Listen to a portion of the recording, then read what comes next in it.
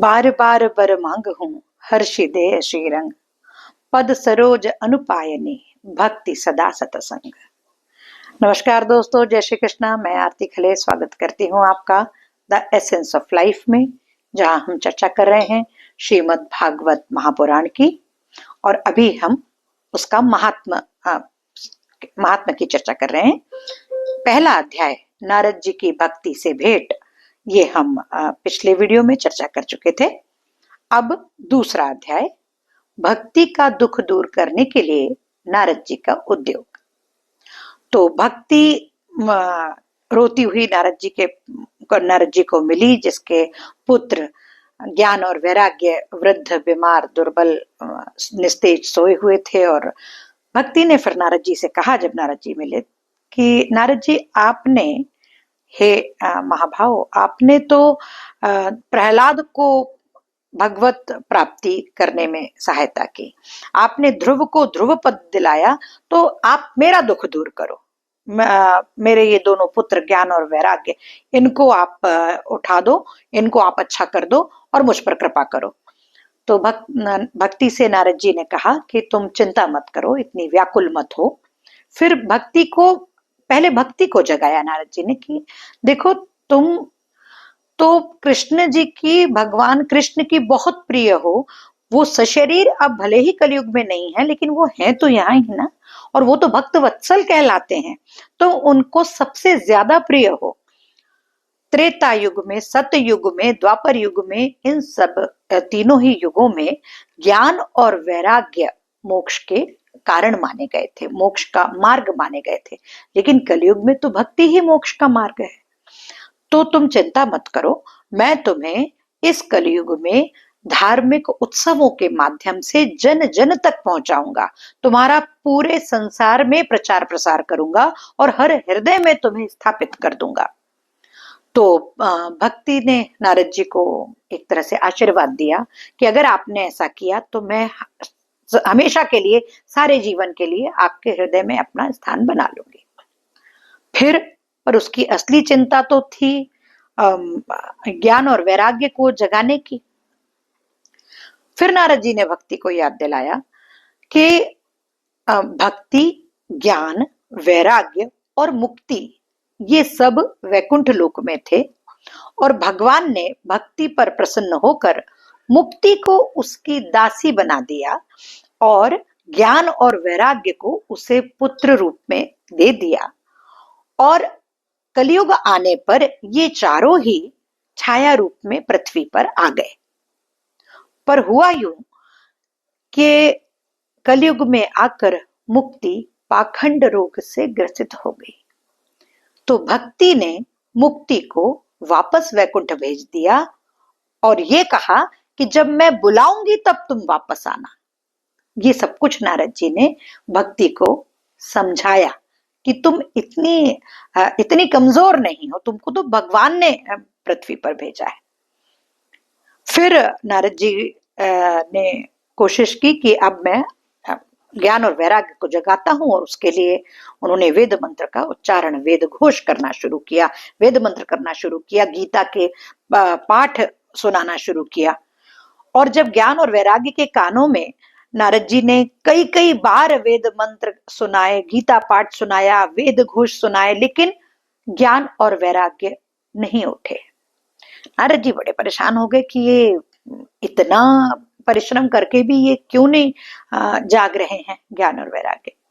इतने में एक आकाशवाणी हुई कि एक संत शिरोमणि आएंगे, और वो संत शिरोमणि आपको वो उपाय बताएंगे जिससे ये ज्ञान और वैराग्य जाग जाएंगे। अब नारद जी को एक छोटा सा क्लू मिल गया कि सही बात है, अब मैं उनको ढूंढता हूं। नारद जी ने जगह जगह जाके, तीर्थ स्थानों पे जाके, और भी अनेक वनों में जाके, जहां जहां भी सत्कर्म होते हैं वहां जाके जितने भी साधु संत महात्मा थे, सबसे पूछना शुरू किया कि मुझे वो संत शिरोमणि कहाँ मिलेंगे जो मुझे ज्ञान और वैराग्य को जगाने का उपाय बताए। तो कोई भी उनको सही उत्तर, संतोषजनक उत्तर नहीं दे पाया। कैसे दे पाता? फिर नारद जी ने सोचा कि अब मैं तपस्या करता हूँ, शायद कोई उपाय उससे मिलेगा मेरे को। तब समझ में आएगा, क्योंकि जब हम बहुत विचलित हो जाते हैं तो थोड़ी देर के बाद हमें लगता है कि हम थोड़ी देर ध्यान कर लें, शायद कोई उपाय मिल जाए। तो वो ऐसा सोच ही रहे थे, इतने में उन्हें बिल्कुल सूर्य के समान करोड़ों सूर्य की आभा लिए एकदम दैदीप्यमान सनकादि ऋषि मिले। तो सनकादि ऋषियों से नारद जी ने बताया कि भगवान ने कहा है कि मुझे वो उपाय शायद आप ही बताएंगे। तो सनकादि ऋषि बड़े खुश हुए और उन्होंने कहा कि नारद जी, भक्ति रस की स्थापना करने वाले, भक्ति योग की स्थापना करने वाले ही आप हैं, तो आप ही ऐसा सोच सकते थे, आपसे ही ये प्रश्न की उम्मीद थी कि आप चिंतित हो कि ज्ञान और वैराग्य को जगाने के लिए क्या उपाय किया जाए। आपने बहुत उपाय किया, लेकिन 4 तरह के योग होते हैं, यज्ञ होते हैं। एक होता है द्रव्य यज्ञ, यानी जो हम कोई सामान से हविष्य डाल के और सामान इकट्ठा करके और फिर हम यज्ञ करते हैं। तो एक होता है द्रव्य यज्ञ, एक होता है तपो यज्ञ, एक होता है योग यज्ञ और एक होता है स्वाध्याय स्वरूप ज्ञान यज्ञ। तो ये जो 4 तरह के यज्ञ है ना, ये चारों ही स्वर्ग को तो देने वाले हैं, लेकिन ज्ञान यज्ञ एक ऐसा यज्ञ है जो सीधे मोक्ष को देने वाला है। तो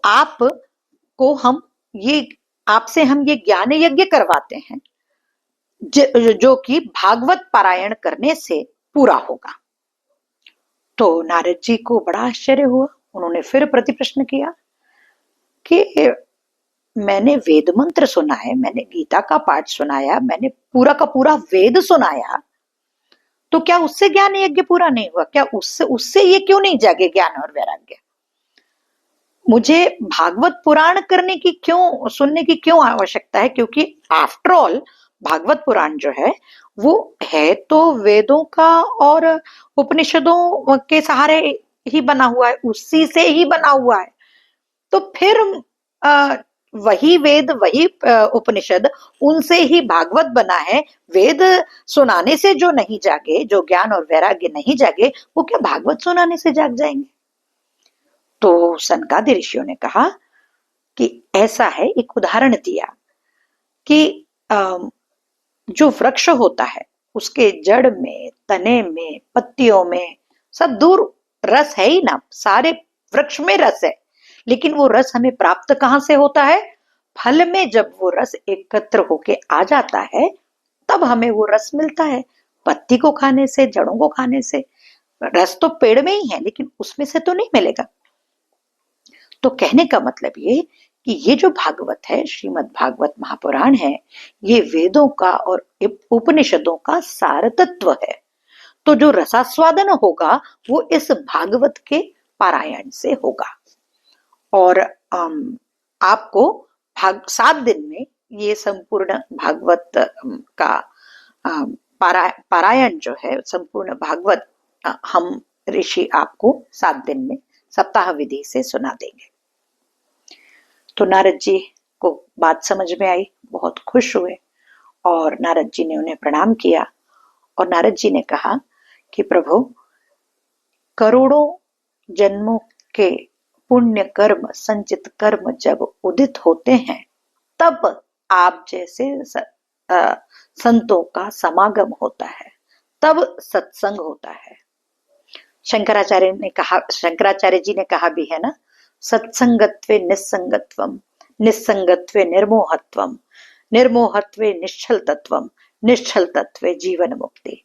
जब सत्संग होता है तब मोह दूर होता है, तब अहंकार दूर होता है, और जब ये दोनों दूर हो जाते हैं तब व्यक्ति को मोक्ष की प्राप्ति होती है। तो ये था दूसरा अध्याय। अब आगे की कथा मुझसे सुनने के लिए, मेरे साथ बने रहने के लिए, इस यात्रा में चलने के लिए वही छोटा सा ticket, LSS, like, share and subscribe. कृष्णार्पणमस्तु। जय श्री कृष्णा।